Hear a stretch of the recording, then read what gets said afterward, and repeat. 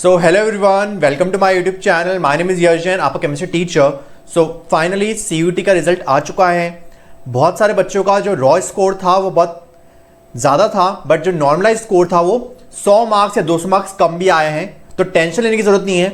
अभी phase 2 open होने वाला है दिल्ली यूनिवर्सिटी का. उसमें अच्छी तरह अपनी प्रेफरेंस लिस्ट बनाना और आपका एडमिशन हो जाएगा. अगर आपके मार्क्स 500 से ज़्यादा है तो कोई कॉलेज तो मिल ही जाएगा. इस वीडियो में मैं आपके सारे डाउट्स, दिल्ली यूनिवर्सिटी के सारे डाउट्स क्लियर करने वाला हूं कि कब तक आपका फेज़ 1 ओपन रहेगा, फेज़ 2 कब चालू होगा और कब तक चालू रहेगा, डॉक्यूमेंट्स कैसे अपलोड करने हैं. अगर आपने कोई डॉक्यूमेंट आपके पास नहीं है तो क्या एफिडेविट आप अपडेट कर सकते हो, आप एफिडेविट जमा करा सकते हो, तो ये सब जमा करा सकते हो.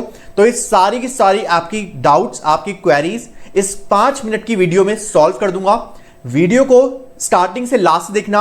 आपके सारे doubts Delhi university CSAS portal के लिए क्लियर हो जाएंगे. तो बिना देरी करे हम स्टार्ट कर दी वीडियो को. Let's begin. तो आपका CUET का रिजल्ट आ चुका है. जिस बच्चे को दिल्ली यूनिवर्सिटी में एडमिशन लेना है उसके लिए वीडियो बहुत ही हेल्पफुल होने वाली है.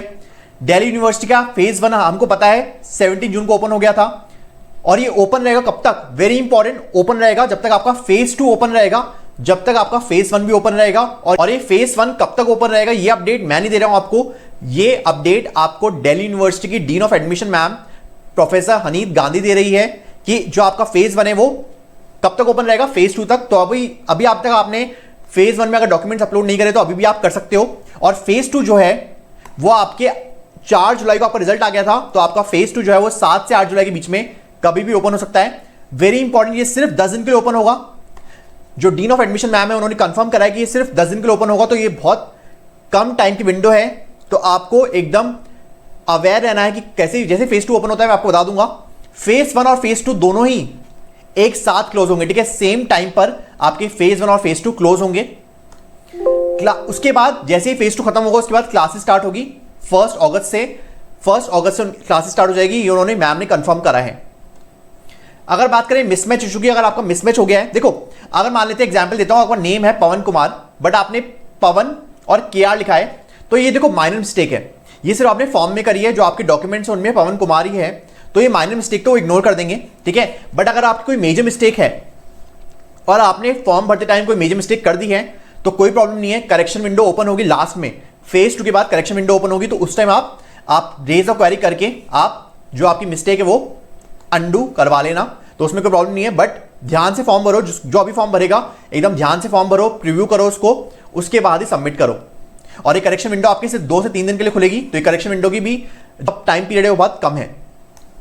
अगर मैं बात करूं डॉक्यूमेंट्स अवेलेबल नहीं है, क्या जिसके पास अभी डॉक्यूमेंट्स अवेलेबल नहीं है वो एफिडेविट अटैच कर सकते हैं, ठीक है. एफिडेविट अटैच करवा देना. अब एफिडेविट बनता कैसे है, तो वो कोर्ट, आपके पास में कोई कोर्ट होगा या लॉयर, जो भी ऑथराइज्ड ऑफिस में बैठता है लॉयर, उससे आप बनवा सकते हो.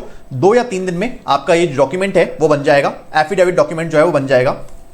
अगर आपको कैटेगरी चेंज करवानी है, मान लेते हैं आपने जब CUET का फॉर्म भरा था तो आपने जनरल कैटेगरी से भरा था, बट आपको OBC या EWS करवाना है, SC करवाना है, तो आप कैटेगरी चेंज कर सकते हो. आपको फेज़ 1 के फॉर्म में आप ये कैटेगरी चेंज कर सकते हो. आपको सर्टिफिकेट लगाना है, आपको कास्ट सर्टिफिकेट अटैच करना है. कास्ट सर्टिफिकेट आपका जरूरी नहीं कि सेंट्रल सर्टिफिकेट हो, स्टेट सर्टिफिकेट भी एक्सेप्टेड होगा. अगर मैं बात करूं OBC कैंडिडेट्स के लिए, OBC कैंडिडेट्स के लिए जो आपकी कास्ट होगी वो इंक्लूड होनी चाहिए सेंट्रल लिस्ट में, ठीक है. वेरी इंपॉर्टेंट, आपकी जो कास्ट है वो इंक्लूड होनी चाहिए सेंट्रल लिस्ट में. और जो भी आप सर्टिफिकेट लगा रहे हो वो एकदम स्कैन होनी चाहिए क्लियरली, ठीक है. आपकी स्कैन होनी चाहिए क्लियरली और एकदम दिखना चाहिए अच्छी तरह, क्योंकि वहां पर QR कोड विजिबल होना चाहिए, क्योंकि वो QR कोड से स्कैन करके वो देख लेंगे कि वो सर्टिफिकेट आपका फर्जी सर्टिफिकेट तो नहीं है ना, आपका एक्सेप्टेड होना चाहिए, ठीक है. आपका सर्टिफिकेट जो है वो वैलिड होना चाहिए, फर्जी नहीं होना चाहिए. तो वो QR कोड से पता लगा लेंगे, तो QR कोड अच्छी तरह दिखना चाहिए. अगर कोई ऐसा बच्चा है जो कश्मीरी माइग्रेंट है तो कश्मीरी माइग्रेंट सर्टिफिकेट में भी आपको जो आपका माइग्रेंट सर्टिफिकेट है वो ओपन होना चाहिए थ्रू ऑनलाइन प्लेटफॉर्म, ठीक है. जैसे आपने सर्टिफिकेट अपलोड कर दिया तो वो चेक करेंगे कि वो ऑनलाइन प्लेटफॉर्म से भी आपका सर्टिफिकेट ओपन हो रहा है या नहीं हो रहा. जब भी आप कोई सर्टिफिकेट लगा रहे हो तो उसमें सर्टिफिकेट नंबर मेंशन करना, सर्टिफिकेट नंबर मेंशन होना चाहिए.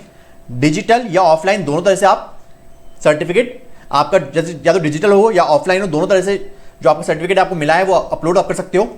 लैंग्वेज कोई भी हो, चाहे हिंदी हो, आपकी रीजनल लैंग्वेज हो, इंग्लिश हो, सारी एक्सेप्टेड होनी चाहिए. बट वहां पे सर्टिफिकेट नंबर जो है विजिबल होना चाहिए, तो वो आपका सर्टिफिकेट एक्सेप्ट होगा, वो कभी भी रिजेक्ट नहीं करेंगे. नेक्स्ट देख लो, अगर आपकी बात करें 12th मार्कशीट, 10th मार्कशीट, तो नो सेल्फ मैम ने बोला कि नो सेल्फ अटैच रिक्वायर्ड। आप जो डिजी लॉकर में आपकी जो मार्कशीट है वो अटैच कर सकते हो, डायरेक्ट डिजी लॉकर का आप वहां पर पिन डाल देना। अब आपके जो आप जब 12th की मार्कशीट के मार्क्स डालोगे तो आपके जितने मार्क्स आ रहे हैं वो सही डालना, मार्क्स ऑब्टेन, मैक्सिमम मार्क्स कितने हैं और परसेंटेज। कुछ बच्चे क्या करते हैं, मार्क्स आने 70 तो मैक्सिमम मार्क्स भी 70 डाल देते हैं तो 100% हो जाती है, तो ये गलत हो जाएगा। अगर आपके मार्क्स 70 है तो मैक्सिमम मार्क्स अगर 100 है तो 100 डालने हैं, फिर परसेंटेज उस हिसाब से वो जो है बना देगा, ठीक है, फॉर्म में खुद ब खुद आ जाएगी। अगर बात करें बैंक अकाउंट तो वहां पे अभी जो CSAS पोर्टल है उसमें बैंक अकाउंट मांग रहे हैं। अभी बैंक अकाउंट क्यों मांग रहे हैं, जिससे कि अगर आप कोई कॉलेज में आपका एडमिशन हो गया बट अब आपको क्या करना है, आपको विड्रॉ करवाना अपना एडमिशन, तो अगर आप विड्रॉ करवाओगे तो आपको जो रिफंड होगा वो उसी सेम अकाउंट में होगा जिस अकाउंट की आपने डिटेल्स भरी थी फेज 1 में। अगर बात करें कोटा एडमिशन, जिन बच्चों का एडमिशन कोटा के थ्रू लेना चाहते हैं वो, तो बहुत सारे कोटा, ध्यान सुनना, एक एक करके बता रहा हूं। कश्मीरी माइग्रेंट्स या PWD, अगर आप कश्मीरी माइग्रेंट हो या PWD से बिलोंग करते हो तो आपका फर्स्ट लिस्ट में ही नाम आ जाएगा, जो अभी आपकी बेस्ट चॉइस है वो आपको मिल जाएगी। बट अगर आप sports quota, extra curricular activity ECA या आप CW से बिलोंग करते हो, चिल्ड्रन ऑफ आर्म पर्सनल, जो भी आपके फादर या आपके ग्रैंडफादर है वो आर्मी में थे, आप CW कैटेगरी से बिलोंग करते हो तो आपकी 2 लिस्ट आएगी, ध्यान समझना, दोनों लिस्ट समझाऊंगा ध्यान से। पहली लिस्ट तो आपकी रेगुलर एडमिशन है, फर्स्ट लिस्ट तो आपकी रेगुलर एडमिशन है कि आपके किस बेसिस पे आएगी कि आप OBC हो, SC हो, ST हो या जनरल हो, तो आपका नॉर्मल एडमिशन होगा, मतलब फर्स्ट लिस्ट में आपका नाम आएगा थ्रू दीज कैटेगरीज। अब आपने जो कैटेगरी भरी है, आपने जो कैटेगरी स्पोर्ट्स या ECA या CW, उनकी जो लिस्ट आएगी उस पे बेसिस जो लिस्ट आएगी, उस बेसिस पे जो लिस्ट आएगी वो आएगी थर्ड राउंड में। आपका थर्ड राउंड में स्पोर्ट्स, ECA या CW के बेसिस पे लिस्ट आएगी, तो मतलब आपका एक और एडमिशन हो गया, मतलब आपकी एक दूसरी बार नाम आया है, ठीक है, दूसरी बार नाम आया है, तो अब आपकी चॉइस है कि आपको इस SC ST वाली लिस्ट से एडमिशन लेना है या आपको स्पोर्ट्स, ECA या CW से थ्रू एडमिशन लेना है, ये आप चॉइस करोगे। जो भी आप चॉइस करोगे फिर वही आगे अपग्रेड होगा कि आपका एडमिशन थ्रू दीज कैटेगरीज हुआ है या थ्रू दीज कैटेगरीज हुआ है, तो वो आपको देख लेना है।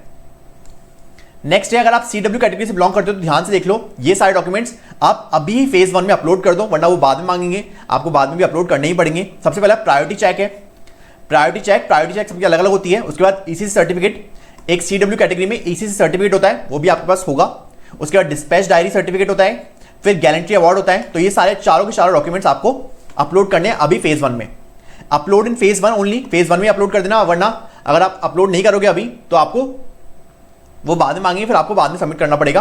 अगर आपकी किसी से प्रायोरिटी क्लैश हुई, क्योंकि प्रायोरिटी सबकी अलग अलग होती है, तो प्रायोरिटीज अगर क्लैश हो गई 2 बच्चों की, तो फिर आपके मार्क्स कंपेयर किए जाएंगे और जिसके मार्क्स ज्यादा होंगे उसको एडमिशन दिया जाएगा और जिसके मार्क्स कम होंगे उसको एडमिशन नहीं दिया जाएगा। समझ आ रहा है? नेक्स्ट देख लो, स्पोर्ट्स एंड कैटेगरी एडमिशन। तो स्पोर्ट्स और कैटेगरी एडमिशन की जो वैलिडिटी है, आपको जो स्पोर्ट्स और कैटेगरी एडमिशन सर्टिफिकेट है उसमें वैलिडिटी क्या होनी चाहिए, आपका 1 मई से 2022 से 30 अप्रैल 2025 तक का सर्टिफिकेट वो एक्सेप्ट करेंगे। उससे पहले का या उससे बाद का सर्टिफिकेट वो एक्सेप्ट नहीं करेंगे at the level of school, ठीक है। तो ध्यान रख लेना, डेट देख लेना आप अपने सर्टिफिकेट में, 1 मई 2022 टू 30 अप्रैल 2025। ड्रॉपर्स की अगर हम बात करें, अगर आप ड्रॉपर हो, आपको लग रहा है कि गैप सर्टिफिकेट अपलोड करना है नहीं करना, तो कोई अपलोड करने की जरूरत नहीं है, no need of gap certificate. बस आपने इस साल CUET 2025 दिया हो किसी भी सब्जेक्ट से, अगर आप CUET 2025 में अपीयर हुए हो तो आपका एडमिशन हो सकता है। अगर हम बात कर लेते हैं पार्शियल ड्रॉपर्स की, अब पार्शियल ड्रॉपर्स कौन होते हैं, जिन्होंने एडमिशन ले लिया है, या तो उनको एक कॉलेज से दूसरे कॉलेज में ट्रांसफर लेना है, मतलब ड्यू टू ड्यू ट्रांसफर लेना है, या उन्होंने एडमिशन ले लिया अदर कॉलेज में और उनको अब ड्यू में लेना है, उनको बोलते हैं पार्शियल ड्रॉपर्स। तो उनको क्या करना है, जो CSAS पोर्टल में एक ऑप्शन है कि आप अभी प्रेजेंट टाइम में आपका एडमिशन हो रखा है या नहीं रखा, तो आपको वहां पर यस करना है कि हाँ मेरा किसी करंट यूनिवर्सिटी में एडमिशन हो रखा है। जैसे आपका दिल्ली यूनिवर्सिटी में एडमिशन कंफर्म हो जाएगा, आपको अपनी करंट यूनिवर्सिटी से जो एडमिशन है वो विड्रॉ कर लेना, क्योंकि दिल्ली यूनिवर्सिटी गाइडलाइंस कहती है कि एक बच्चा 2 रेगुलर डिग्रीज नहीं कर सकता। तो अभी आप विड्रॉ मत करो, जैसे ही आपका एडमिशन होता है, कंफर्म होता है एडमिशन, फिर आप जो आपकी करंट यूनिवर्सिटी उसमें से एडमिशन विड्रॉ कर लेना। अगर हम बात करें रीएवैल्यूएशन, कुछ बच्चों का अभी रीएवैल्यूएशन का एग्जाम दिया है या कुछ बच्चों ने इंप्रूवमेंट एग्जाम दिया है और उनके मार्क्स बढ़ेंगे, बट अभी जब वो फेज 1 पोर्टल भरेंगे तो उसमें क्या भरना है, तो अभी आपको CSAS पोर्टल में आपके जो करंट मार्क्स बन रहे हैं ना, जो आपके करंट मार्क्स बन रहे हैं वही डालने हैं। उसके बाद क्या होगा मैं बताता हूं।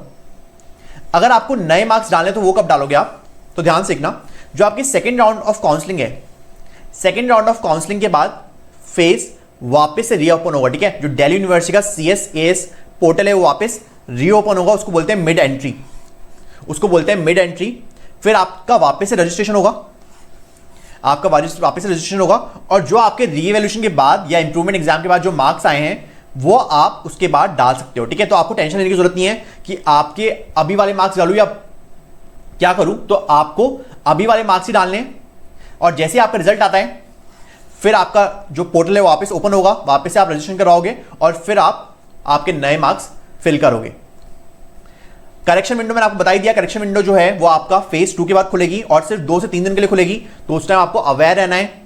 और वेरी इंपॉर्टेंट, ध्यान से नोट डाउन कर लो, वन टाइम फैसिलिटी है, मतलब अगर आपको करेक्शन करना है कि आपके फादर का नाम आपने गलत डाला था, मदर का नाम भी गलत डाला था और आपका नाम भी गलत डाला था, तो आपको सारा का सारा एक बार में ही करेक्ट करना है। ऐसा नहीं कि एक बार आपने ओपन करा उसके बाद आप अपना चेंज कर रहे हो, फिर दूसरी बार ओपन करोगे, दूसरी बार ओपन ही नहीं होगा, सिर्फ और सिर्फ can open only for one time. तो एक ही बार में जैसे आप एक बार ओपन करोगे उसी टाइम आपको सारे आपके करेक्शंस को चेंज करना है, ठीक है, सारे करेक्शंस को सही करना है। Do all the corrections in one go, क्योंकि एक बार ही आपको मौका दिया जाएगा, उसके बाद मौका नहीं दिया जाएगा। तो ये सारी चीजें मैंने आपको बता दी है दिल्ली यूनिवर्सिटी के बारे में। आपका फेज 2 ओपन होने वाला है, जैसे ही ओपन होगा मैं आपको बता दूंगा।